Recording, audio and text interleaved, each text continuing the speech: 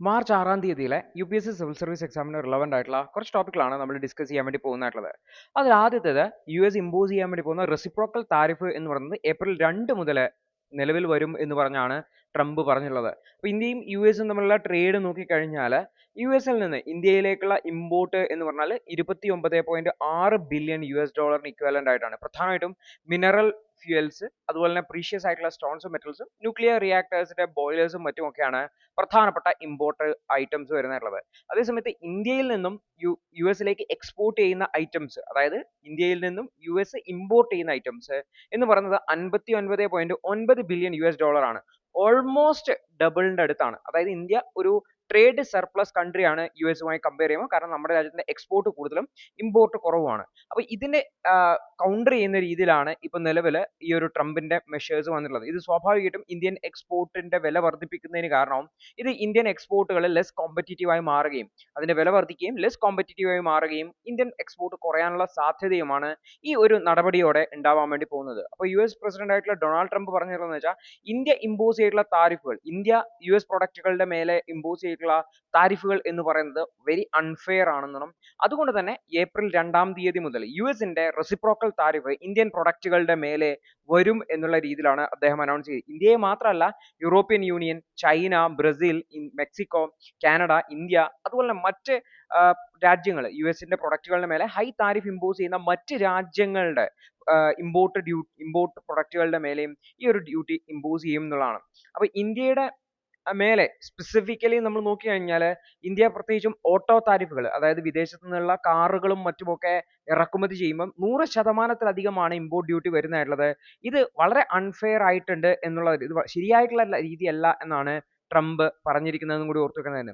അപ്പോൾ Trump അഡ്മിനിസ്ട്രേഷനിൽ US government അവർ കരുതുന്നത് വെച്ചാൽ ഏതെങ്കിലും US പ്രൊഡക്റ്റിന് മേലെ മറ്റൊരു രാജ്യം ഹൈ ഇമ്പോർട്ട് ഡ്യൂട്ടി ഏർപ്പെടുത്തുവാണെങ്കിൽ തിരിച്ചും ഞങ്ങൾ ഹൈ ഇമ്പോർട്ട് ഡ്യൂട്ടി ആ രാജ്യത്തിന്റെ പ്രൊഡക്റ്റിന് മേലെ നടത്തുമെന്നുള്ളതാണ്. അപ്പോൾ ഈ ഒരു താരിഫ് സിസ്റ്റം, അല്ലെങ്കിൽ ട്രംപ് നിലവിലുള്ള ഗ്ലോബൽ താരിഫ് സിസ്റ്റത്തെ വളരെയധികം ക്രിട്ടിസൈസ് ചെയ്തു. മറ്റ് രാജ്യങ്ങൾ US-നെ അഡ്വാൻറ്റേജസ് ആയിട്ട് എടുക്കുകയാണ് ഉള്ളത്. വളരെയധികം താരിഫാണ് US പ്രൊഡക്റ്റുകളുടെ മേലെ ചാർജ് ചെയ്യുന്നത് എന്ന് അദ്ദേഹം പറഞ്ഞിട്ടുണ്ട്. അപ്പോൾ ട്രംപ് പറഞ്ഞു, ഇൻ കേസ് രാജ്യങ്ങൾ അവർ മോണിറ്ററി താരിഫുകൾക്ക് പകരമായിട്ട് അവർ മറ്റ് നോൺ മോണിറ്ററി താരിഫുകളുണ്ട്, അതായത് ഇമ്പോർട്ട് ഡ്യൂട്ടി ടാക്സ് വർദ്ധിപ്പിക്കുന്നതിന് പകരം കോട്ട ലിമിറ്റേഷൻ ഏർപ്പെടുത്തുക, ഇത്ര പ്രൊഡക്റ്റുകൾ മാത്രമേ ഇമ്പോർട്ട് ചെയ്യുള്ളൂ എന്ന രീതിയിലൊക്കെ കൊണ്ടുവരാം, അല്ലെങ്കിൽ US പ്രൊഡക്റ്റുകളെ ബ്ലോക്ക് ചെയ്യുന്ന രീതിയിലേക്ക് കൊണ്ടുവരാം. അപ്പോൾ ഇത്തരം സാഹചര്യങ്ങൾ നോൺ മോണിറ്ററി ബാരിയേഴ്സ് കൊണ്ടുവരികയാണെങ്കിൽ തിരിച്ചും നോൺ മോണിറ്ററി ബാരിയേഴ്സ് US നടപ്പിലാക്കും എന്നാണ് ട്രംപ് പറഞ്ഞിട്ടുള്ളതെന്നും കൂടി ഓർത്തു വെക്കേണ്ടതാണ്. ഓൾറെഡി ട്രംപ് 25% താരിഫ് കനേഡിയൻ പ്രൊഡക്റ്റുകൾക്കും മെക്സിക്കൻ പ്രൊഡക്റ്റുകളുടെ മേലെ ഇമ്പോസ് ചെയ്തിട്ടുണ്ടായിരുന്നു. അതുപോലെ ചൈനീസ് ഇമ്പോർട്ടിന് 10% അഡീഷണൽ താരിഫും ഇമ്പോസ് ചെയ്തിട്ടുണ്ടായിരുന്നു. തിരിച്ച് കാനഡ 25% താരിഫ് US പ്രൊഡക്റ്റുകളുടെ മേലെ ഇമ്പോസ് ചെയ്തിട്ടുണ്ടായിരുന്നു. ചൈനയും അഡീഷണൽ താരിഫുകൾ പ്രഖ്യാപിച്ചിട്ടുണ്ട് എന്നുകൂടി ഓർത്തു വെക്കണം. അപ്പോൾ ട്രംപ് പറയുന്നത് വെച്ചാൽ ഇത്തരത്തിൽ നമ്മൾ ഇമ്പോർട്ട് ഡ്യൂട്ടി വർദ്ധിപ്പിക്കുകയാണെങ്കിൽ നമ്മുടെ രാജ്യത്തെ ഡൊമസ്റ്റിക് പ്രൊഡക്ഷനെ അത് സഹായിക്കും എന്നുള്ളതാണ്. അതുവഴി കൂടുതൽ ജോബുകളും വെൽത്തും US-ൽ ക്രിയേറ്റ് ചെയ്യാൻ പറ്റുമെന്നാണ് അദ്ദേഹം ബാധിക്കുന്നത്. പക്ഷേ ഈ ഒരു നടപടി ഇന്ത്യയെ വളരെ നെഗറ്റീവായിട്ട് ബാധിക്കാൻ പോകുന്നു എന്നാണ് നമ്മൾ മനസ്സിലാക്കാൻ വേണ്ടി പോകേണ്ടത്.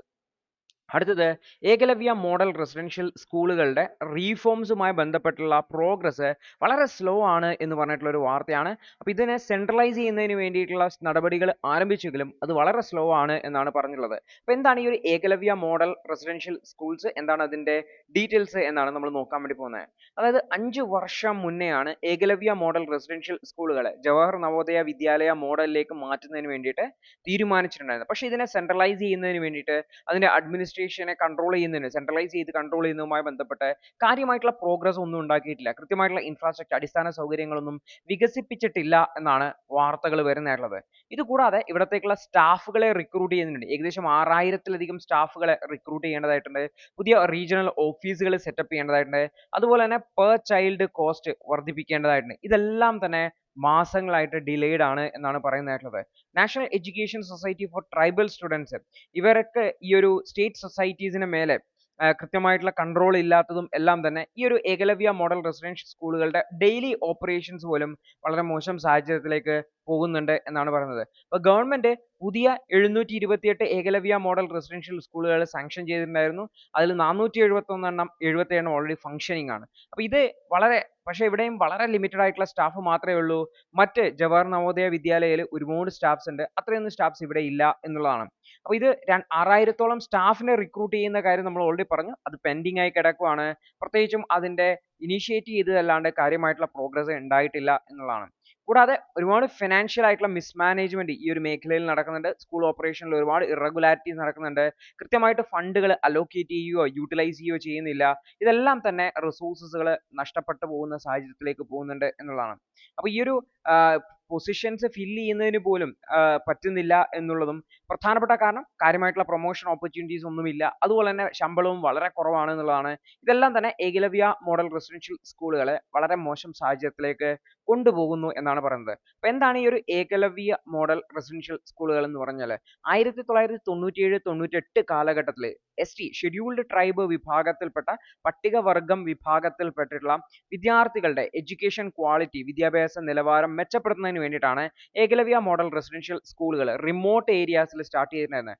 അവർക്ക് വിദ്യാഭ്യാസത്തിൽ ബെറ്റർ ആയിട്ടുള്ള ഓപ്പർച്യൂണിറ്റീസ് നൽകുക, അവരെ ജനറൽ പോപ്പുലേഷനുമായിട്ട് ഇൻ ലൈൻ വരുന്ന രീതിയിലേക്ക് ഉയർത്തിക്കൊണ്ടുവരിക എന്നുള്ളതാണ് ഉദ്ദേശമായിട്ടുണ്ടായിരുന്നത്. അപ്പോൾ ഇത് എസ്റ്റാബ്ലിഷ് ചെയ്തിട്ടുള്ളത് ആർട്ടിക്കിൾ 271 ക്ലോസ് 1 പ്രകാരം ഇന്ത്യൻ ഭരണഘടന പ്രകാരം സ്റ്റേറ്റുകൾക്ക് യൂണിയൻ ടെറിട്ടറികൾക്ക് പ്രത്യേക ഗ്രാന്റുകൾ നൽകിക്കൊണ്ടാണ് എന്നുകൂടി ഓർത്തു വെക്കുന്നതാണ്.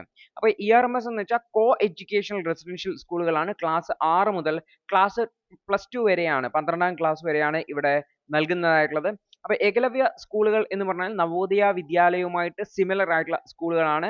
പ്രത്യേകിച്ചും ലോക്കൽ ആയിട്ടുള്ള ആർട്ട്, കൾച്ചർ തുടങ്ങിയ പ്രിസർവ് ചെയ്യുക എന്നുള്ളതാണ് പ്രധാനപ്പെട്ട ഒരു ഭാഗം. ഇതുകൂടാതെ സ്പോർട്സിലും മറ്റ് സ്കിൽ ഡെവലപ്മെന്റുകളിലും ഒക്കെ ഈ ഒരു വിദ്യാർത്ഥികൾക്ക് അവർക്ക് ആവശ്യമായിട്ടുള്ള കഴിവ് നൽകുന്നതാണ്. അപ്പോൾ ഓരോ സ്കൂളുകളിലും 480 സ്റ്റുഡൻസിനെ എടുക്കാൻ വേണ്ടി പറ്റും. ഈക്വൽ സീറ്റ്സ് ആണ് ബോയ്സിനും ഗേൾസിനും അലോക്കേറ്റ് ചെയ്തിട്ടുള്ളതും കൂടി ഓർത്ത് വെക്കുന്നത്. അതേസമയത്ത് നോൺ ST സ്റ്റുഡൻസിനും അഡ്മിഷൻ കിട്ടും.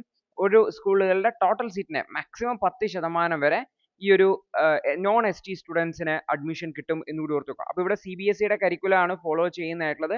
എഡ്യൂക്കേഷൻ എന്ന് പറയുന്നത് കംപ്ലീറ്റ്ലി ഫ്രീ ആണ്. ഫീസും മറ്റും ഒന്നും അടയ്ക്കേണ്ടതില്ല എന്നുകൂടി ഓർത്ത് വെക്കുക. പക്ഷേ അതിനെ നവോദയ വിദ്യാലയത്തിന്റെ ആ ഒരു സ്റ്റാറ്റസിലേക്ക് മാറ്റാൻ ശ്രമിക്കുന്ന പ്രോസസ്സ് വളരെ സ്ലോ ആണ് എന്നുള്ളതാണ് ഓർത്തു വയ്ക്കേണ്ടതായിട്ടുള്ളത്. അടുത്തൊരു വാർത്ത നമ്മുടെ കേരളത്തിൽ നിന്നുള്ളതാണ്. കേരളത്തിൽ ആശാ വർക്കർമാരുടെ സമരത്തെക്കുറിച്ച് നിങ്ങൾ ഓൾറെഡി കണ്ടിട്ടുണ്ടാവും. അപ്പോൾ ആശാ വർക്കർമാർ ആരാണ്, എന്താണ് അവർ സമരം ചെയ്യാൻ കാരണം, എന്താണ് അതുമായി ബന്ധപ്പെട്ട ഇഷ്യൂസ് എന്നാണ് ഈ ഒരു എഡിറ്റോറിയലിൽ ഹൈലൈറ്റ് ചെയ്യാൻ വേണ്ടി ശ്രമിക്കുന്നത്. അപ്പോൾ ഈ ഒരു വിഷയം എന്താണെന്ന് നമുക്ക് മനസ്സിലാക്കാൻ വേണ്ടിയിട്ട് ശ്രമിക്കാം. 2005 ഗവൺമെന്റ് ആശാ വർക്കേഴ്സ് എന്ന രീതിയിൽ അക്രഡിറ്റഡ് സോഷ്യൽ ഹെൽത്ത് ആക്ടിവിസ്റ്റുകൾ എന്ന പേരിൽ ആശാ വർക്കേഴ്സ് എന്ന പേരിൽ ഒരു ഗ്രൂപ്പിനെ ക്രിയേറ്റ് ചെയ്തിട്ടുള്ളത്. ആശ എന്നത് ഹിന്ദിയിലെ ഹോപ്പ്, പ്രതീക്ഷ എന്നാണ് വാർത്ത. പ്രധാനമായിട്ടും റൂറൽ ഇന്ത്യയുടെ, ഗ്രാമപ്രദേശങ്ങളിലെ ഇന്ത്യയുടെ ആരോഗ്യ മേഖലയെ മെച്ചപ്പെടുത്തുക എന്നുള്ള ഉദ്ദേശത്തോടു കൂടിയാണ് അക്രഡിറ്റഡ് സോഷ്യൽ ഹെൽത്ത് ആക്ടിവിസ്റ്റ് എന്ന പേരിൽ ആശ എന്ന് പറയുന്ന ഒരു ഗ്രൂപ്പിനെ ക്രിയേറ്റ് ചെയ്തിട്ടുള്ളത്.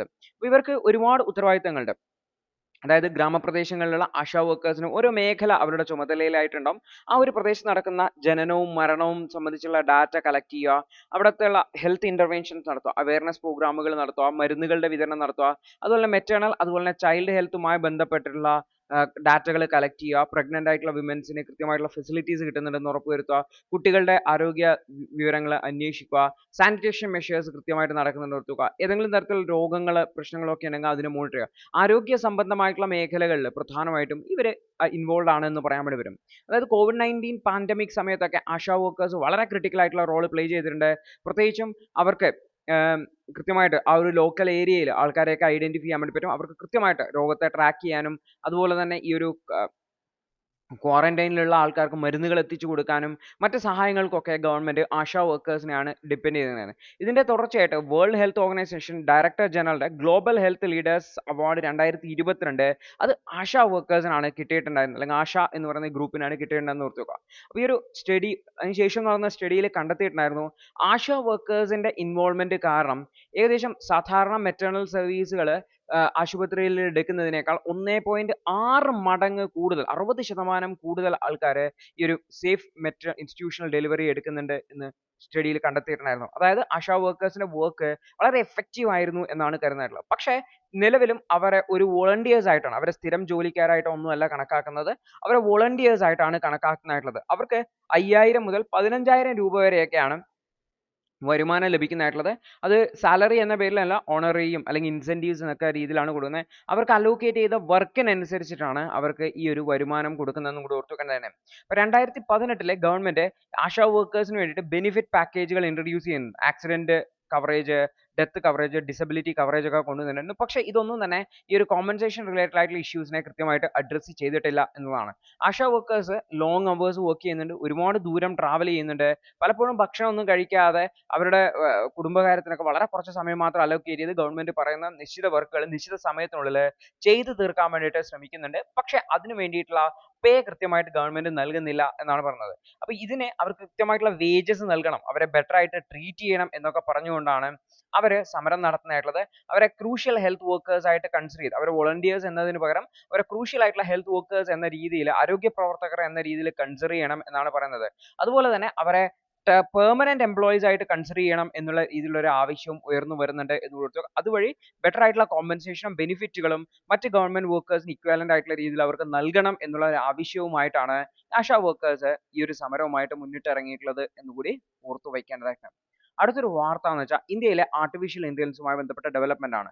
റീസെന്റ് ആയിട്ട് ചൈനയുടെ ഡീപ് സീക്ക് എന്ന് പറയുന്ന ആർട്ടിഫിഷ്യൽ ഇന്റലിജൻസ് ഇൻട്രൊഡ്യൂസ് ചെയ്തതോടെ, language model LLM model introduce ചെയ്തതോടുകൂടിയിട്ട് ഈ ഒരു ആർട്ടിഫിഷ്യൽ ഇന്റലിജൻസിൽ ഇന്ത്യൻ കമ്പനികൾ നേരിടുന്ന ചാലഞ്ചസ് പ്രധാനമായിട്ടും ഹൈലൈറ്റ് ചെയ്യപ്പെട്ടിട്ടുണ്ട്. അപ്പോൾ ഡീപ് സീക്ക് എന്ന് പറയുന്നത് ഒരു ചൈനീസ് കമ്പനിയാണ്. ഇവർ ഒരു low cost artificial intelligence model open എഐയുടെ ChatGPT ആയിട്ടൊക്കെ കമ്പയർ ചെയ്യാൻ പറ്റുന്ന രീതിയിലുള്ള ഒരു low cost AI model create ചെയ്തിട്ടുണ്ടായിരുന്നു. ഇത് ഗ്ലോബൽ ടെക് ഇൻഡസ്ട്രിയെ തന്നെ ഡിസ്റപ്റ്റ് ചെയ്തു എന്ന രീതിയിലാണ് പറയാറുള്ളത്. പ്രത്യേകിച്ചും ആർട്ടിഫിഷ്യൽ ഇന്റലിജൻസിൽ ചൈനയുടെ ആ ഒരു സുപ്പീരിയോറിറ്റിയെ ഹൈലൈറ്റ് ചെയ്യാൻ വേണ്ടിയിട്ട് ഡീപ് സീക്കിന് പറ്റി എന്നുള്ളതാണ്. കാരണം ഡീപ് സീക്കിന്റെ കമ്പ്യൂട്ടേഷണൽ കോസ്റ്റ് വളരെ കുറവാണ്.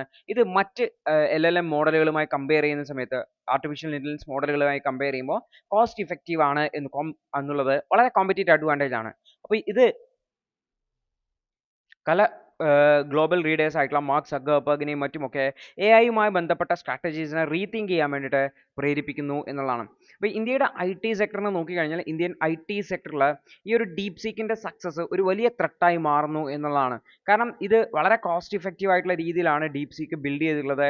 ഇന്ന് പലപ്പോഴും IT sector artificial intelligence driven എന്ന രീതിയിലേക്ക് വരുന്നുണ്ട്. അപ്പോൾ ഈ ഒരു റിപ്പീറ്റേറ്റീവ് ആയിട്ടുള്ള ടാസ്കുകളെ മുഴുവൻ AI വെച്ചിട്ട്, AI മോഡലുകൾ വെച്ചിട്ട് റീപ്ലേസ് ചെയ്യാൻ വേണ്ടി പറ്റും. അപ്പോൾ സ്വാഭാവികമായിട്ടും ഇന്ത്യയുടെ കോമ്പറ്റീറ്റീവ് അഡ്വാൻറ്റേജ് എന്ന് പറഞ്ഞാൽ ഇന്ത്യയുടെ സ്കിൽഡ് ആയിട്ടുള്ള വർക്ക് ഫോഴ്സിനെയാണ്. അവയെ റിപ്ലേസ് ചെയ്യുന്ന രീതിയിലേക്ക് ഈ ഒരു AI മോഡലുകൾ ഉയർന്നു വരുമോ എന്നുള്ള ഒരു ത്രെട്ട് ഉണ്ടെന്ന് ഓർത്ത് വെക്കാം. ഈവൻ ഇന്ത്യൻ കമ്പനികൾ, ഇന്ത്യൻ IT ജയന്റുകൾ, ID കമ്പനികൾ ചൈനയുടെ ഡീപ് സീക്കിന്റെ ടെക്നോളജിയുടെ പിറകിലേക്ക് പോകുന്നു. അതായത് ഡീപ് സീക്കിന്റെ ടെക്നോളജിയായിട്ട് കോമ്പീറ്റ് ചെയ്ത് നിൽക്കാൻ പറ്റുന്നില്ല എന്നുള്ളത് ഇന്ത്യൻ IT മേഖല ഒരു വലിയ ചാലഞ്ചസ് നേരിടുന്നു എന്നുള്ളതിനെയാണ് കാണിക്കുന്നുള്ളത്. അപ്പോൾ ഇത് എന്തുകൊണ്ട് സംഭവിച്ചതെന്ന് വെച്ചാൽ ഇന്ത്യ AI ആർട്ടിഫിഷ്യൽ ഇന്റലിജൻസിൽ കാര്യമായിട്ടുള്ള R&D ചെയ്തിട്ടില്ല, കാര്യമായിട്ടുള്ള റിസർച്ച് ആൻഡ് ഡെവലപ്മെന്റ് നടക്കുന്നില്ല എന്നുള്ളത് കൊണ്ടാണ്. അപ്പോൾ AI ഡ്രിവൺ സൊല്യൂഷൻസിന്റെ മേലേക്ക് ഇന്ത്യ കൂടുതൽ ഫോക്കസ് ചെയ്യേണ്ട ഒരു സാഹചര്യത്തെയാണ് ഇത് ഹൈലൈറ്റ് ചെയ്യുന്നത് എന്നുള്ളതാണ്. അപ്പോൾ ഡീപ് സീക്ക് പ്രധാനമായിട്ടും റിസർച്ച് ആൻഡ് ഡെവലപ്മെന്റ് മേലെയാണ് ഫോക്കസ് ചെയ്യുന്നത്. അവരെ ആ ഒരു റിസർച്ച് ആൻഡ് ഡെവലപ്മെന്റിനെ ഹൈലൈറ്റ് ചെയ്താണ് പോകുന്നത്. അപ്പോൾ ഇന്ത്യൻ IT ഫേംസും കൂടുതൽ റിസർച്ച് ആൻഡ് ഡെവലപ്മെന്റിൽ ഫോക്കസ് ചെയ്യേണ്ടതായിട്ട് ലോങ് ടേം ഇന്നോവേറ്റീവ് സൊല്യൂഷൻസ് കൊണ്ടുവരാനാണ് rather than short term goals കൊണ്ടുവരുന്നത്. അപ്പോൾ കമ്പനീസ് കുറെ കൂടി റിസർച്ച് ഓറിയന്റഡ് ആവണം, എക്സ്പെരിമെന്റേഷൻ ഓറിയന്റഡ് ആവണം, അതുപോലെ തന്നെ ഫെയിലിയേഴ്സിനെ അഡ്രസ്സ് ചെയ്ത് മുന്നോട്ട് പോകാൻ വേണ്ടി ശ്രമിക്കേണ്ടതായിട്ടുണ്ട്. കാരണം ഡീപ് സീക്കിന്റെ സക്സസ് എന്ന് പറയുന്നത് ഇന്നോവേഷനിൽ അവർ നടത്തിയിട്ടുള്ള പുതിയൊരു ഡെവലപ്മെന്റ് ആണ്. അപ്പോൾ ഇത്തരത്തിലുള്ള R&D ഡെവലപ്മെന്റുകൾ നമ്മുടെ രാജ്യത്തെ IT കമ്പനികളിലും ഉണ്ടാവേണ്ടതായിട്ട്, എങ്കിൽ മാത്രമാണ് ആർട്ടിഫിഷ്യൽ ഇന്റലിജൻസ് വരുന്ന ഒരു ലോകത്ത് ഇന്ത്യക്ക് കോമ്പീറ്റീറ്റീവ് ആയിട്ട് ഇന്ത്യൻ കമ്പനികൾക്ക് കോമ്പീറ്റ് ആയി നിൽക്കുക എന്നുള്ളതാണ്. അപ്പോൾ ഇന്ത്യയിലെ R&D ഇൻവെസ്റ്റ്മെന്റിനെ കുറിച്ച് നോക്കിക്കഴിഞ്ഞാൽ വളരെ കുറവാണ്. അതായത് GDPയുടെ 1% താഴെ മാത്രമാണ് നമ്മുടെ രാജ്യത്ത് R&Dക്ക് വേണ്ടി എക്സ്പെൻഡിച്ചർ ചെയ്യുന്നതായിട്ടുള്ളത് എന്നുള്ളതാണ്. അപ്പോൾ ഇന്ത്യ R&Dയിൽ റിസർച്ച് ആൻഡ് ഡെവലപ്മെന്റിൽ കൂടുതൽ സ്പെൻഡ് ചെയ്യേണ്ടതായിട്ട്, പ്രത്യേകിച്ചും AI ആർട്ടിഫിഷ്യൽ ഇന്റലിജൻസ്, ക്വാണ്ടം ടെക്നോളജി തുടങ്ങിയിട്ടുള്ള എമേർജിംഗ് ടെക്നോളജീസിന്റെ മേലെയാണ് കൂടുതൽ ഇൻവെസ്റ്റ് ചെയ്യേണ്ടതായിട്ടുള്ളത്. So that we can stay competitive എന്നുള്ളത്. അപ്പോൾ ഗവൺമെന്റും പ്രൈവറ്റ് സെക്ടറും കൂടുതൽ മാനുഫാക്ചറിങ് സർവീസുകളിലും എല്ലാം തന്നെ ഈ ഒരു AI ഡെവലപ്മെന്റിൽ ഫോക്കസ് ചെയ്യേണ്ടതായിട്ട്, സ്കിൽഡ് ആയിട്ടുള്ള വർക്ക് ഫോഴ്സിനെ AI കോമ്പീറ്റ് ചെയ്യുന്ന അല്ലെങ്കിൽ AI കോമ്പാറ്റബിൾ ആയിട്ടുള്ള സ്കിൽഡ് ആയിട്ടുള്ള വർക്ക് ഫോഴ്സിനെ ക്രിയേറ്റ് ചെയ്ത് ഈ ഒരു മേഖലയിൽ കൂടുതൽ ഇന്നോവേഷൻ കൊണ്ടുവന്നില്ല എങ്കിൽ ഇന്ത്യൻ IT മേഖല അല്ലെങ്കിൽ ലോകത്തിന്റെ സോഫ്റ്റ്വെയർ എക്സ്പോർട്ട് എന്ന് പറയുന്നത് നമ്മുടെ രാജ്യമാണ്. അപ്പോൾ ഈ ഒരു ടാഗ് നമുക്ക് നഷ്ടപ്പെടുന്ന സാഹചര്യത്തിലേക്ക് പോകും എന്നുകൂടി ഓർത്തു വയ്ക്കേണ്ടതായിട്ടുണ്ട്. അടുത്തൊരു വാർത്ത എന്ന് വെച്ചാൽ റീസെന്റ് ആയിട്ട് നോർവേയിൽ നിന്നുള്ള ഒരു വാർത്തയാണ്. അവിടുത്തെ ഒരു സാമി കെവൻ തുടങ്ങിയിട്ടുള്ള ഗ്രൂപ്പുകൾക്കെതിരെ നടത്തുന്ന അതിക്രമങ്ങൾക്കെതിരെ അപ്പോളജി നോർവേയുടെ പാർലമെന്റിൽ നിന്ന് ഉണ്ടായിട്ടുണ്ടായിരുന്ന ഒരു ഫോമൽ അപ്പോളജി ഉണ്ടായിരുന്നു. അപ്പൊ ഇതുമായി ബന്ധപ്പെട്ട് വന്നിട്ടുള്ള ഒരു വാർത്തയാണ്. അപ്പൊ ഈ ഒരു വാർത്ത അതുപോലെ തന്നെ ഇത് ഇന്ത്യയുമായിട്ട് ഹിമാലയാസുമായിട്ട് എങ്ങനെയാണ് ലിങ്ക് ചെയ്യുന്നത് എന്നാണ് നമ്മളിവിടെ നോക്കാൻ വേണ്ടി പോകുന്നതായിട്ടുള്ളത്. അപ്പൊ നോർവേയുടെ പാർലമെന്റ് റീസെന്റ് ആയിട്ട് അവരുടെ പല അസിമിലേഷൻ പോളിസീസ് ഉണ്ടായിരുന്നു. അസിമിലേഷൻ പോളിസീസ് എന്ന് പറഞ്ഞാൽ ഈ ഒരു ട്രൈബൽ വിഭാഗങ്ങളെയൊക്കെ മെയിൻലാൻഡിന്റെ ഭാഗമാക്കി മാറ്റുന്നതിന് വേണ്ടി ഒന്നിച്ചാക്കാൻ വേണ്ടി കൊണ്ടുവരുന്ന പോളിസീസിനെയാണ് ഇപ്പൊ നോർവീജിയനൈസേഷൻ എന്ന് പറയാം. അവിടെയുള്ള ട്രൈബൽ വിഭാഗങ്ങളെയൊക്കെ അവരുടെ കൾച്ചർ ഡ്രോപ്പ് ചെയ്തിട്ട് നോർവീജിയൻ പീപ്പിളിനെ പോലെ ജീവിക്കാൻ വേണ്ടിയിട്ട് ഉള്ള പോളിസീസിനെയാണ് അസിമിലേഷൻ പോളിസീസ് അല്ലെങ്കിൽ നോർവീജിയനൈസേഷൻ പോളിസീസ് എന്ന് വിളിക്കുന്നുള്ളത്. അവിടുത്തെ സാമി, ക്വെൻ അതുപോലെ തന്നെ ഫോറസ്റ്റ് ഫിൻ പീപ്പിൾ ഉണ്ട്. ഇതൊക്കെ അവിടുത്തെ ഇൻഡിജിനസ് ആയിട്ടുള്ള ട്രൈബൽ ഗ്രൂപ്പുകളാണ്. അപ്പൊ ഈ ഒരു ഗ്രൂപ്പുകളെയൊക്കെ നോർവീജിയൻ മെയിൻലാൻഡിന്റെ ഭാഗമാക്കുന്നതിന് വേണ്ടിയിട്ടാണ് 1850 മുതൽ 1960 വരെ പലതരത്തിലുള്ള പോളിസികൾ കൊണ്ടുവന്നിട്ടുണ്ടായിരുന്നു. ഇതെല്ലാം തന്നെ ഇൻഡിജിനസ് ആയിട്ടുള്ള കൾച്ചറിനെ ഈ ഒരു സാമി, കെൻ അതുപോലെ തന്നെ ഫോറസ്റ്റ് ഫിൻ തുടങ്ങിയിട്ടുള്ള ഗ്രൂപ്പുകളുടെ ഇൻഡിജിനസ് ആയിട്ടുള്ള കൾച്ചറിനെ സപ്രസ് ചെയ്യുന്നതിനും അവരുടെ ലാംഗ്വേജിനെയൊക്കെ അടിച്ചമർത്തിയിട്ട് അവരെ നോർവേയുടെ ഭാഗമായി അല്ലെങ്കിൽ നോർവേയുടെ മെയിൻലാൻഡിന്റെ ഭാഗമാക്കി മാറ്റുക എന്നുള്ളതാണ്. അപ്പൊ ഇതിന്റെ ഭാഗമായിട്ട് ഇൻഡിജിനസ് ലാംഗ്വേജുകളെ ഇല്ലാതാക്കാൻ വേണ്ടി ശ്രമിച്ചു. ഈ ഒരു പീപ്പിളിനെ അവരുടെ മെയിൻലാൻഡിന്റെ ഭാഗമാക്കാൻ വേണ്ടി ശ്രമിച്ചിട്ടുണ്ടായിരുന്നു. അപ്പോൾ ഇതിന്റെ മേലെയുള്ള ഒരു അപ്പോളജിയാണ് ഇപ്പോൾ നോർവേയുടെ പാർലമെന്റിന്റെ ഭാഗമായിട്ടുണ്ടായത്. അതിനുശേഷം 2027 മുതൽ ഇൻഡിജിനസ് ലാംഗ്വേജുകളെ പ്രൊട്ടക്ട് ചെയ്യുന്നതിന് വേണ്ടിയിട്ടും ഈ ഒരു ഡിസ്ക്രിമിനേഷനെ അഡ്രസ് ചെയ്യുന്നതിന് വേണ്ടിയിട്ടും ഗവൺമെന്റ് തീരുമാനിച്ചിട്ടുണ്ട് എന്നുകൂടി ഓർത്തു വെക്കുന്നതാണ്. അപ്പോൾ ഇത്തരത്തിലുള്ള ഈ ഒരു അപ്പോളജി വന്നു എന്നുണ്ടെങ്കിൽ പോലും സാമി ലാംഗ്വേജസ് ഒക്കെ സ്റ്റിൽ എൻഡേഞ്ചേർഡ് കാറ്റഗറിയാണ്. വളരെ കുറച്ച് ആൾക്കാർ മാത്രമാണ് സംസാരിക്കുന്നതായിട്ടുള്ളത്. പല മേഖലയിൽ ഹെൽത്ത് കെയർ ആയിക്കോട്ടെ, എഡ്യൂക്കേഷൻ ആയിക്കോട്ടെ, ലാൻഡ് റൈറ്റുകൾ ആയിക്കോട്ടെ, അവിടെയുള്ള ഈ ഒരു ട്രൈബൽ ഗ്രൂപ്പുകൾ വളരെ തരത്തിലുള്ള ഡിസ്ക്രിമിനേഷൻ നേരിടുന്നതാണ്. അപ്പോൾ അവിടെ ഉണ്ടായിരുന്ന ഡിസ്ക്രിമിനേറ്ററി ആയിട്ടുള്ള ലോസിനെ എല്ലാം തന്നെ നോർവേ വിഡ്രോ ചെയ്തിട്ടുണ്ട്. അതുപോലെ തന്നെ ഈ ഒരു സാമി ഗ്രൂപ്പിന്റെ അവകാശങ്ങളുമായി ബന്ധപ്പെട്ട വിഷയങ്ങളൊക്കെ പാർലമെന്റ് ഇടപെടുന്നുണ്ട്. പക്ഷെ പ്രശ്നം ഇതുവരെ ഫുള്ളി സോൾവ് ആയിട്ടില്ല എന്നുള്ളതാണ്. അപ്പോൾ ഇതിനെ ഇന്ത്യയുടെ ഹിമാലയൻ ഗ്രൂപ്പുമായിട്ട് കമ്പയർ ചെയ്യാണ് ഓതർ ചെയ്യുന്നത്. അതായത് ഇന്ത്യയുടെ ഇവിടെ നോർദിക്സിനെ പോലെ ഹിമാലയൻ കമ്മ്യൂണിറ്റീസ് അല്ലെങ്കിൽ ഹിമാലയൻ ട്രൈബൽ കമ്മ്യൂണിറ്റീസും ക്ലൈമറ്റ് ചേഞ്ചിന്റെ ഭാഗമായിട്ടും റിസോഴ്സ് എക്സ്പ്ലോയിറ്റേഷന്റെ ഭാഗമായിട്ടൊക്കെ ഒരുപാട് ത്രെട്ടുകൾ നേരിടുന്നുണ്ടെന്നാണ്. അപ്പോൾ കൊളോണിയൽ കാലഘട്ടമായിക്കോട്ടെ, പോസ്റ്റ് ഇൻഡിപെൻഡൻസ് പീരീഡിലായിക്കോട്ടെ, ട്രേഡ് അല്ലെങ്കിൽ ഫോറസ്റ്റ് ലോസ് എല്ലാം തന്നെ ഈ ഒരു ലോക്കൽ എക്കണോമീസിനെയും ലോക്കൽ കൾച്ചേഴ്സിനെയും ഡിസ്റപ്റ്റ് ചെയ്യാൻ വേണ്ടി ശ്രമിച്ചിട്ടുണ്ട്. അപ്പോൾ ഈ ഒരു ഹിമാലയൻ മേഖലയിൽ റിസോഴ്സ് എക്സ്പ്ലോയിറ്റേഷൻ നടക്കുന്നുണ്ട്. ടൂറിസത്തിന്റെ പേരിലായിക്കോട്ടെ, ഹൈഡ്രോ പവറിന്റെ മേലെ ആയിക്കോട്ടെ, എൻവയോൺമെന്റിനെ ഡീഗ്രേഡ് ചെയ്യുന്നുണ്ട്, കൾച്ചറൽ റിലോഷൻ കാരണമാവുന്നുണ്ട്. അപ്പോൾ മുന്നേ നോർവേക്കാർ അവിടുത്തെ ട്രൈബൽ ഗ്രൂപ്പുകളോട് ചെയ്തതുപോലെ തന്നെ ഇന്ന് ഹിമാലയൻ മേഖലയിലുള്ള ഗ്രൂപ്പുകളോട് ഇന്ത്യൻ ഗവൺമെന്റുകളും അല്ലെങ്കിൽ ഇന്ത്യയിലെ മെയിൻലാൻഡിലെ അഡ്മിനിസ്ട്രേഷനും ഈ രീതിയിൽ തന്നെയാണ് ചെയ്തു വരുന്നതെന്നാണ് പറയുന്നത്. അപ്പോൾ നോർവേയുടെ അപ്പോളജി എന്ന് പറഞ്ഞാൽ ഒരു ഹിസ്റ്റോറിക്കൽ അൺജസ്റ്റിസിനെതിരെ, ഹിസ്റ്റോറിക്കൽ ആയിട്ടുള്ള നീതികേടിനെതിരെയുള്ള ഒരു അപ്പോളജിയാണ്. ഇത് ഹിമാലയൻ റീജിയനിൽ ഇപ്പോൾ നടന്നുകൊണ്ടിരിക്കുന്ന ഈ ഒരു എക്സ്പ്ലോയിറ്റേഷനെതിരെ ആയിട്ടുള്ള ഒരു സ്റ്റെപ്പായിട്ട് കാണുന്നത്. അപ്പോൾ നാച്ചുറൽ റിസോഴ്സസിനെ എക്സ്പ്ലോയിറ്റ് ചെയ്യുന്ന സമയത്ത് ആ ഒരു പ്രദേശത്തിന്റെ കൾച്ചറൽ ഐഡന്റിറ്റിയെ ഇല്ലാതാക്കാൻ വേണ്ടി ശ്രമിക്കുന്നത്, അല്ലെങ്കിൽ അവിടെ അക്കൗണ്ടബിൾ അല്ലാത്ത രീതിയിലേക്ക് മാറുന്നത് ശരിയല്ല എന്നും സസ്റ്റൈനബിൾ ആയിട്ടുള്ള രീതിയിൽ ഇൻക്ലൂസീവ് ആയിട്ടുള്ള ഡെവലപ്മെന്റ് ആണ് ഹിമാലയൻ റീജിയനിൽ കൊണ്ടുവരേണ്ടതായിട്ടുണ്ട്, അല്ലാതെ നേച്ചറിന്റെ എക്സ്പ്ലോയിറ്റേഷൻ അല്ല എന്നാണ് ഓതർ ഹൈലൈറ്റ് ചെയ്യാൻ വേണ്ടി ശ്രമിക്കുന്നതായിട്ടുള്ളത്. അടുത്തൊരു വാർത്ത എന്ന് പറഞ്ഞാൽ നമ്മുടെ രാജ്യത്തെ ഈ വർഷത്തെ ബഡ്ജറ്റിനെ സംബന്ധിച്ച് പ്രധാനമന്ത്രി നടത്തിയിട്ടുള്ള കുറച്ച് പ്രസ്താവനകളാണ്. അദ്ദേഹം പോസ്റ്റ് ബഡ്ജറ്റ് വെബിനാറിലാണ് ഈ ഒരു ബഡ്ജറ്റ് കൊണ്ട് എന്താണ് ഉദ്ദേശിക്കുന്നത് എന്ന് അദ്ദേഹം പറഞ്ഞിട്ടുള്ളത് എന്ന് ഹൈലൈറ്റ് ചെയ്യുന്നത്. അപ്പോൾ ഈ ഒരു ബഡ്ജറ്റിന്റെ പ്രധാനപ്പെട്ട ഹൈലൈറ്റുകളാണ് അദ്ദേഹം പറഞ്ഞിട്ടുള്ളത്. പ്രധാനമായും നമ്മുടെ രാജ്യത്ത് കുറച്ചുകൂടി സ്ട്രോങ്ങർ ആയിട്ടുള്ള വർക്ക് ഫോഴ്സിനെ ഡെവലപ്പ് ചെയ്തെടുക്കുന്നതിന് വേണ്ടിയിട്ടും ഇന്ത്യൻ എക്കണോമിയെ ഗ്രോ ചെയ്യുന്നതിന് വേണ്ടിയിട്ടാണ് ഈ ഒരു ബഡ്ജറ്റ് കൊണ്ടുവന്നുള്ളത്. പ്രധാനമായിട്ടും 3 pillars ഓഫ് ഇൻവെസ്റ്റ്മെന്റിന് മേലെയാണ്. എഡ്യൂക്കേഷനിലും സ്കിൽ ഡെവലപ്മെന്റിലും അതുപോലെ തന്നെ ഹെൽത്ത് കെയറിലും ഒക്കെ സ്കിൽ ഡെവലപ്മെന്റ് ചെയ്യുക, ഇന്ത്യയുടെ വർക്ക് ഫോഴ്സിനെ സ്ട്രെങ്തൻ ചെയ്യുക എന്നുള്ള ഉദ്ദേശത്തോടു കൂടിയാണ് ഈ ഒരു ബഡ്ജറ്റ് കൊണ്ടുവന്നതെന്നാണ് അദ്ദേഹം പറയുന്നത്. അപ്പോൾ നമ്മുടെ രാജ്യത്തെ വിദ്യാഭ്യാസ ട്രാൻസ്ഫോം ചെയ്യുന്നതിനുണ്ട് നാഷണൽ എഡ്യൂക്കേഷൻ പോളിസി കൊണ്ടുവന്നിട്ടുണ്ട്. IIT-കളിലെ എക്സ്പാൻഡ് ചെയ്യുന്നുണ്ട്, ആർട്ടിഫിഷ്യൽ ഇന്റലിജൻസ് ഇന്റഗ്രേറ്റ് ചെയ്യാൻ വേണ്ടി ശ്രമിക്കുന്നുണ്ട്, ടെക്സ്റ്റ് ബുക്കുകളെയൊക്കെ ഡിജിറ്റലൈസ് ചെയ്യുന്നുണ്ട്, ഇന്ത്യയുടെ എഡ്യൂക്കേഷൻ സിസ്റ്റത്തെ തന്നെ മോഡേണൈസ് ചെയ്യാൻ വേണ്ടിയിട്ടുള്ള ശ്രമങ്ങൾ നടക്കുന്നുണ്ട് എന്നുള്ളതാണ്. ഏകദേശം 3 കോടിയോളം യൂത്തുകൾക്ക് 2014 മുതൽ സ്കിൽ ട്രെയിനിങ് നൽകാൻ പറ്റി എന്ന് അദ്ദേഹം പറഞ്ഞിട്ടുണ്ട്. 1000-ഓളം ITIs-നെ ഡെവലപ്പ് ചെയ്യുക, അപ്ഗ്രേഡ് ചെയ്യാൻ പറ്റിയിട്ടുണ്ട്. 5 സെന്റേഴ്സ് ഓഫ് എക്സലൻസ് ക്രിയേറ്റ് ചെയ്യുന്നുണ്ട്. അപ്പോൾ ഈ ബഡ്ജറ്റിലെ 75,000-ഓളം മെഡിക്കൽ സീറ്റുകൾ 5 വർഷത്തിനുള്ളിൽ ക്രിയേറ്റ് ചെയ്യുന്നതിനെ കുറിച്ച് പറഞ്ഞിട്ടുണ്ട്. കൂടാതെ നിലവിലുള്ള ബഡ്ജറ്റിൽ തന്നെ 10,000-ത്തോളം അഡീഷണൽ സീറ്റുകൾ ക്രിയേറ്റ് ചെയ്യുന്നതിനെ കുറിച്ചും പറഞ്ഞിട്ടുണ്ട് എന്നുള്ളതാണ്. കൂടാതെ ഈ ഒരു ഹെൽത്ത് കെയർ മേഖലയിൽ ടൂറിസം പൊട്ടൻഷ്യലിനെ ക്യാപിറ്റലൈസ് ചെയ്യുക എന്നുള്ളത് ഹെൽത്ത്, വെൽനസ്, അതുപോലെ തന്നെ എഡ്യൂക്കേഷൻ, ടൂറിസം തുടങ്ങിയുള്ള മേഖലകളിൽ കൂടുതൽ ഫോക്കസ് കൊടുത്തുണ്ട്. ഹോട്ടൽസിനും ട്രാൻസ്പോർട്ട് സെക്ടേഴ്സിനും ഒക്കെ ഗ്രോത്ത് ഉണ്ടാക്കുക, ആ ഒരു മേഖലയിൽ ടൂറിസം സെക്ടറിൽ നമ്മുടെ രാജ്യത്തിന് ഗ്രോത്ത് ഉണ്ടാക്കാൻ പറ്റും എന്ന് അദ്ദേഹം പറയുന്നുണ്ട്. കൂടാതെ ആർട്ടിഫിഷ്യൽ ഇന്റലിജൻസ് ഉപയോഗിച്ചുകൊണ്ട് ഇന്ത്യൻ എക്കണോമിയെ ബൂസ്റ്റ് ചെയ്യുന്നതിനെ കുറിച്ചും ഗവൺമെന്റിന്റെ ഈ ഒരു മേഖലയിലുള്ള പ്രോഗ്രസ്സിനെ ബൂസ്റ്റ് ചെയ്യാനും ശ്രമിക്കുന്നു എന്നാണ് പറയുന്നത്. അതുപോലെ തന്നെ സ്റ്റാർട്ടപ്പുകളെ സപ്പോർട്ട് ചെയ്യുന്നതിന് വേണ്ടി 1,00,000 കോടി രൂപയുടെ കോർപ്പസ് അലോക്കേറ്റ് ചെയ്യുന്നുണ്ട്. റിസർച്ച്, ഇന്നൊവേഷൻ, സ്റ്റാർട്ടപ്പ് മേഖലകളിൽ 1,00,000 കോടി രൂപയുടെ അലോക്കേഷൻ സെൻട്രൽ ഗവൺമെന്റ് നടത്തിയിട്ടുണ്ട് എന്നും അദ്ദേഹം ഹൈലൈറ്റ് ചെയ്തിട്ടുണ്ട് എന്നുകൂടി ഓർത്ത് വെക്കാം. അടുത്തൊരു വാർത്ത എന്ന് പറഞ്ഞാൽ ജയശങ്കർ ബ്രിട്ടീഷ് ഫോറിൻ സെക്രട്ടറിയുമായിട്ട് ഉക്രൈൻ, ബംഗ്ലാദേശ് ബയലാറ്ററൽ വിഷയങ്ങൾ ഡിസ്കസ് ചെയ്തിരുന്നു. അപ്പോൾ ഇന്ത്യയും യുകെയും തമ്മിലുള്ള ബന്ധത്തിൽ ഒരു ഡെവലപ്മെന്റ് ഉണ്ടായതാണ്. അപ്പോൾ എന്താണ് ഈ ഒരു മീറ്റിംഗ്, എന്താണ് ഇതിന്റെ ഡീറ്റെയിൽസ് എന്നുള്ളതാണ് നമ്മൾ നോക്കാൻ വേണ്ടി പോകുന്നതായിട്ടുള്ളത്. അപ്പോൾ നമ്മുടെ എക്സ്റ്റേണൽ അഫയേഴ്സ് മിനിസ്റ്റർ ആയിട്ടുള്ള എസ് ജയശങ്കർ അദ്ദേഹം യുകെ വിസിറ്റ് ചെയ്തിട്ടുണ്ടായിരുന്നു.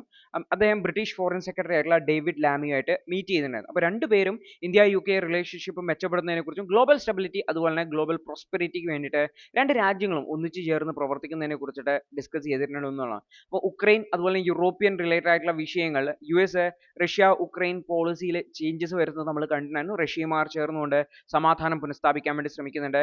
അതേപോലെ തന്നെ യുകെയും ഫ്രാൻസും ഒക്കെ യൂറോപ്യൻ സ്ട്രാറ്റജീസിനെ ലീഡ് ചെയ്യുകയാണ്. അപ്പോൾ ഈ ഒരു യുദ്ധത്തിൽ നിന്നും സമാധാനത്തിലേക്ക് പോകുന്ന ശ്രമമാണ്. ഈ ഒരു വിഷയങ്ങൾ ഇന്ത്യയുമായിട്ട് യുകെ ചർച്ച ചെയ്തിട്ടുണ്ടായിരുന്നു.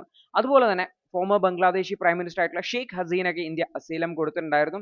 അപ്പോൾ അവർ യുകെയിൽ അസീലം സീക്ക് ചെയ്യുന്നുണ്ട് എന്നുള്ളത് വാർത്തകളിലൊക്കെ ഉണ്ടായിരുന്നു. അപ്പോൾ ഈ ഒരു വിഷയവുമായി ബന്ധപ്പെട്ട് യുകെ പറഞ്ഞത് അതിന് ഇത്തരത്തിൽ അസൈലം കൊടുക്കുന്നതുമായി ബന്ധപ്പെട്ട നോ ലീഗൽ ബേസിസും ഇല്ല, ഒരു തരത്തിലുള്ള നിയമപരമായിട്ടുള്ള നിലനിൽപ്പും ഇല്ല എന്നുള്ള രീതിയിൽ യുകെയുടെ ഭാഗത്ത് വന്നിട്ടുണ്ട്. കൂടാതെ ഇന്ത്യയും യുകെയും തമ്മിലുള്ള സ്ട്രാറ്റജിക് കോർഡിനേഷൻ മെച്ചപ്പെടുന്നതിനെ കുറിച്ച്, പൊളിറ്റിക്കൽ കോപ്പറേഷൻ ഉറപ്പുവരുന്നതിനെ കുറിച്ച്, trade, education, technology, mobility, people to people exchange തുടങ്ങിയുള്ള മേഖലകളിൽ പരസ്പരം സഹകരിക്കുന്നതുമായി ബന്ധപ്പെട്ടുള്ള ഡിസ്കഷൻ ഉണ്ടായിട്ടുണ്ടായിരുന്നു. അപ്പോൾ ഇന്ത്യയും യുകെയും തമ്മിലുള്ള ബന്ധത്തെ കുറച്ചുകൂടി ഒന്ന് മെച്ചപ്പെടുത്തുന്ന രീതിയിലാണ് ഈ ഒരു ഡിസ്കഷൻ വന്നിട്ടുള്ളത്. ഇപ്പോൾ ഇന്ത്യ ലേബർ പാർട്ടി, നിലവിലുള്ള അധികാരത്തിലുള്ള ലേബർ പാർട്ടി ഇന്ത്യയുമായിട്ട് ബെറ്റർ ആയിട്ടുള്ള ടൈസ് ഉണ്ടാക്കാൻ വേണ്ടി ശ്രമിക്കുന്നുണ്ട്. പ്രത്യേകിച്ചും ജമ്മു ആൻഡ് കാശ്മീരുമായി ബന്ധപ്പെട്ട പോളിസികളിലൊക്കെ യുകെയും ഇന്ത്യയും തമ്മിൽ ചെറിയ അഭിപ്രായ വ്യത്യാസങ്ങൾ ഉണ്ടായിരുന്നു. ആ ഒരു പ്രശ്നങ്ങളൊക്കെ റിസോൾവ് ചെയ്യാനുള്ള ശ്രമങ്ങൾ നടക്കുന്നു എന്നാണ് നമ്മൾ മനസ്സിലാക്കേണ്ടതായിട്ടുള്ളത്. അടുത്തൊരു വാർത്ത എന്ന് വെച്ചാൽ റിസർവ് ബാങ്ക് ഓഫ് ഇന്ത്യ മാർക്കറ്റിൽ റുപ്പിയുടെ ലിക്വിഡിറ്റി വർദ്ധിപ്പിക്കുന്നതിന് വേണ്ടി 1,00,000 കോടി രൂപയുടെ ഗവൺമെന്റ് സെക്യൂരിറ്റീസ് ബൈ ചെയ്യാൻ വേണ്ടി പോവാണ് എന്നാണ് പറഞ്ഞിട്ടുള്ളത്. അപ്പോൾ 1,00,000 കോടി രൂപയുടെ government security reserve bank of India buy ചെയ്യുന്നു. ആരെടുക്കുന്ന ബൈ ചെയ്യുക? ബാങ്കുകളുടെ കയ്യിൽ നിന്ന് ബൈ ചെയ്യും. അപ്പോൾ തിരിച്ച് ഗവൺമെന്റ് സെക്യൂരിറ്റി ബൈ ചെയ്യുന്ന റുപ്പി കറൻസിയാണ് തിരിച്ചു കൊടുക്കുക. ഈ കറൻസി ബാങ്കുകളുടെ കയ്യിൽ വരും. ബാങ്കുകൾ ഇത് ലോണുകളായിട്ടൊക്കെ കൊടുക്കും.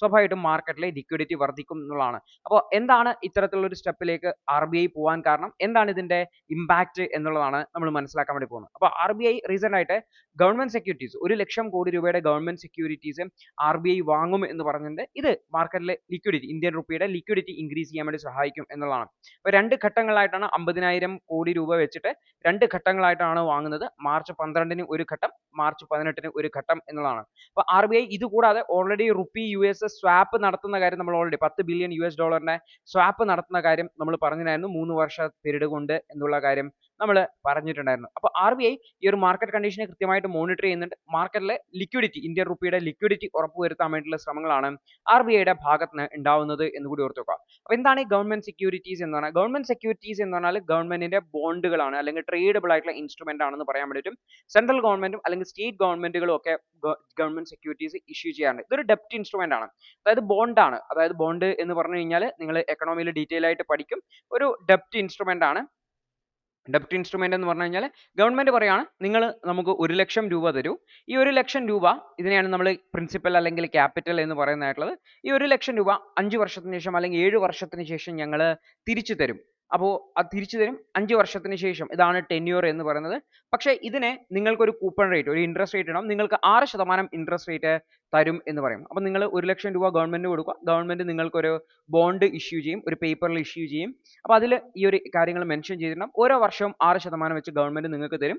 5 വർഷം കഴിഞ്ഞിട്ട് നിങ്ങളുടെ ക്യാപിറ്റൽ ആയിട്ടുള്ള, പ്രിൻസിപ്പൽ ആയിട്ടുള്ള 1,00,000 രൂപ തിരിച്ചു തരും. അപ്പോൾ ഇതിന്റെ ഒരു അഡ്വാൻറ്റേജ് ഗവൺമെന്റ് നൽകുന്നതായതുകൊണ്ട് തന്നെ നമുക്ക് എല്ലാ വർഷവും ഒരു ഉറപ്പുണ്ട് ഇത് ഗവൺമെന്റ് തരും എന്നുള്ളത്. അപ്പോൾ ഗവൺമെന്റ് എന്തിനാ പൈസ കടം വാങ്ങുന്നത്, എന്തിനാ ബോണ്ടുകൾ ഇഷ്യൂ ചെയ്യുന്നത്? ഗവൺമെന്റ് ഫിസിക്കൽ ഡെഫിസിറ്റ് മീറ്റ് ചെയ്യാൻ വേണ്ടിയിട്ട്.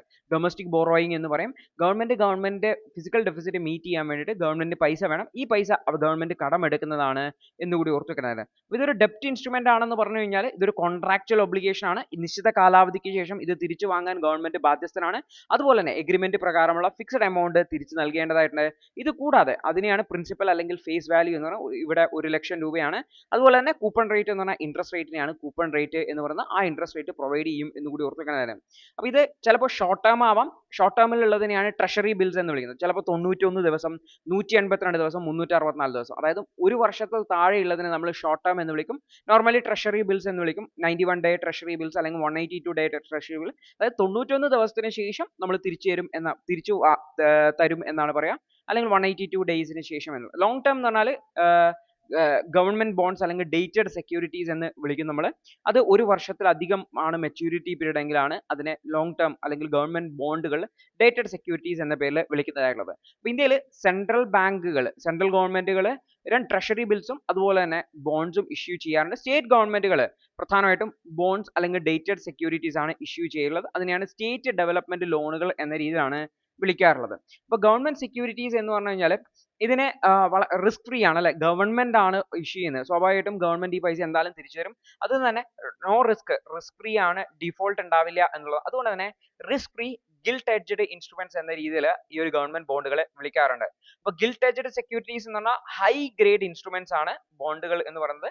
ഗവൺമെന്റോ അല്ലെങ്കിൽ വലിയ വിശ്വസിക്കാൻ പറ്റുന്ന എന്തായാലും പൈസ തിരിച്ചു കിട്ടും എന്ന് ഉറപ്പുള്ള ഗവൺമെന്റോ അല്ലെങ്കിൽ വലിയ കോർപ്പറേഷൻസോ ഇഷ്യൂ ചെയ്യുന്ന ബോണ്ടുകളെയാണ് നമ്മൾ ഗിൽറ്റ് എഡ്ജഡ് സെക്യൂരിറ്റീസ് എന്ന രീതിയിൽ വിളിക്കുന്നത് എന്ന് കൂടി ഓർത്തു വെക്കുന്നതാണ്. അപ്പോൾ ഇവിടെ ഓർത്തു വെക്കാം, ഇവിടെ RBI ഇത് വാങ്ങുന്ന പ്രോസസ്സ് അല്ലെങ്കിൽ വിൽക്കുന്ന പ്രോസസ്സിനെ ഓപ്പൺ മാർക്കറ്റ് ഓപ്പറേഷൻ അല്ലെങ്കിൽ OMO എന്നാണ് വിളിക്കുക. അപ്പോൾ ഗവൺമെന്റ് സെക്യൂരിറ്റീസ് വാങ്ങുകയോ വിൽക്കുകയോ ചെയ്യുന്ന RBIയുടെ ആക്ഷനെയാണ് ഓപ്പൺ മാർക്കറ്റ് ഓപ്പറേഷൻ എന്ന് വിളിക്കുന്നത്. എന്തിനാണ് RBI വാങ്ങുകയും വിൽക്കുകയും മണി മാർക്കറ്റിലുള്ള ലിക്വിഡിറ്റിയെ ലിക്വിഡിറ്റി പറഞ്ഞാൽ മാർക്കറ്റിലുള്ള മണിയുടെ സർക്കുലേഷനെ കൺട്രോൾ ചെയ്യാൻ വേണ്ടിയിട്ടാണ്. അപ്പോൾ RBI ഗവൺമെന്റ് സെക്യൂരിറ്റീസ് സെല്ല് ചെയ്യുന്ന സമയത്ത്, RBI ഗവൺമെന്റ് സെക്യൂരിറ്റീസ് സെല്ല് ചെയ്യുന്ന സമയത്ത് ബാങ്കുകൾ അവരുടെ കയ്യിലുള്ള പൈസയാണ് RBIക്ക് കൊടുക്കുക. അപ്പോൾ ബാങ്കുകളുടെ കയ്യിൽ പൈസ ഇല്ല വെച്ചാൽ മാർക്കറ്റിലും പൈസ ഇല്ല. അപ്പോൾ ലിക്വിഡിറ്റിനെ റിമൂവ് ചെയ്യാൻ വേണ്ടി പറ്റുമെന്ന് ഓർത്ത് വെക്കുക. അതേസമയത്ത് ഗവൺമെന്റ് സെക്യൂരിറ്റീസിനെ RBI വാങ്ങുകയാണെന്ന് പറയുമ്പോൾ ഗവൺമെന്റ് സെക്യൂരിറ്റീസിനെ RBI വാങ്ങിയിട്ട് RBI എന്ത് കൊടുക്കും? പൈസ ബാങ്കുകൾക്ക് കൊടുക്കും. ബാങ്കുകൾ ഇത് മാർക്കറ്റിലെ ലോണുകളായിട്ട് കൊടുക്കും. മാർക്കറ്റിലേക്ക് പൈസ ഇൻഫ്യൂസ് ചെയ്യപ്പെടും, ലിക്വിഡിറ്റി ഇൻഫ്യൂസ് ചെയ്യും എന്നുകൂടി ഓർത്ത് വെക്കുക. അപ്പോൾ ഈ ഒരു ഓപ്പറേഷൻസ് ഡേ ടു ഡേ ബേസിസിൽ നോർമലി നടത്താറുണ്ട്, നമ്മുടെ ഇൻഫ്ലേഷനെയൊക്കെ കൺട്രോൾ ചെയ്യുന്നതിന് വേണ്ടിയിട്ടും. അതുപോലെ തന്നെ ബാങ്കുകൾക്ക് സഫീഷ്യന്റ് ആയിട്ടുള്ള ലിക്വിഡിറ്റി കയ്യിലുണ്ട് എന്ന് ഉറപ്പുവരുത്താനും RBI ഇത് ചെയ്യാറുണ്ടെന്ന് ഓർത്ത് വെക്കുന്നതാണ്. അപ്പോൾ ഈ ഓർത്ത് വെക്കുക, RBI ഈ ഒരു ഓപ്പൺ മാർക്കറ്റ് ഓപ്പറേഷൻ നടത്തുന്നത് കൊമേഴ്ഷ്യൽ ബാങ്കുകൾ ത്രൂ ആണെന്ന് ഓർത്ത് വെക്കുക. ഡയറക്ട്ലി പബ്ലിക്കിനെ ഈ ബോണ്ടുകൾ ഓപ്പൺ മാർക്കറ്റ് ഓപ്പറേഷൻ RBI ന്ന് വാങ്ങാൻ വേണ്ടി പറ്റില്ല. Okay, RBI open market operation മറ്റ് പോളിസി ഇൻസ്ട്രുമെന്റ്സ് വഴിയൊക്കെ നടത്താറുണ്ട് എന്നുകൂടി ഓർത്ത് വെക്കേണ്ടത്. ഈ ഓപ്പൺ മാർക്കറ്റ് ഓപ്പറേഷൻ കൂടാതെ മറ്റ് മോണിറ്ററി പോളിസി ടൂൾസ് യൂസ് ചെയ്യാറുണ്ട്. ഉദാഹരണത്തിന് repo rate, cash reserve ratio, statutory liquidity ratio, ഇതൊക്കെ ഉപയോഗിച്ചും മാർക്കറ്റിലുള്ള ബാങ്കുകളുടെ കയ്യിലുള്ള പൈസയെ കൺട്രോൾ ചെയ്യാൻ വേണ്ടി. കാരണം ബാങ്കുകളെയാണ് ഒരു പ്രധാനപ്പെട്ട ബോഡിയായിട്ട്, മാർക്കറ്റിലെ ലിക്വിഡിറ്റി കൺട്രോൾ ചെയ്യുന്ന ഒരു ബോഡിയായിട്ട് RBI സെറ്റ് ചെയ്തിട്ടുള്ളത്. ബാങ്കുകളുടെ കയ്യിലുള്ള പൈസയെ കൺട്രോൾ ചെയ്യാൻ RBI ശ്രമിക്കാറുണ്ട്.